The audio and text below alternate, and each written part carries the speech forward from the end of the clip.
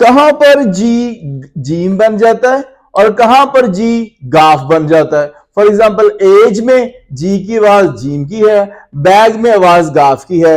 इस काम के लिए कि जी की कहां पर कौन सी आवाज आएगी, मेरा ये मेथड जो है ना आपने ज़हन में रखना है। आपको पता चल जाएगा रीडिंग में कि कौन सी आवाज कहां पे क्या होगी, आपकी फिर प्रोनाउंसिएशन सही हो जाएगी। तो जीम के लिए फॉर्मूला ये है कि जी के बाद अगर आई ई या वाई आ जाए तो ये जीम की आवाज देता है, मां सवाए गेट के। मतलब गेट के अलावा अगर जी के बाद आई ई या वाई आ जाए तो ये सॉफ्ट जे या जीम की आवाज देता है। फॉर एग्जाम्पल पेज, जी के बाद ई है तो जीम बन गया। रेज, जीम के बाद जी के बाद ई है तो जीम बन गया। एज तो ये जीम बन गया। से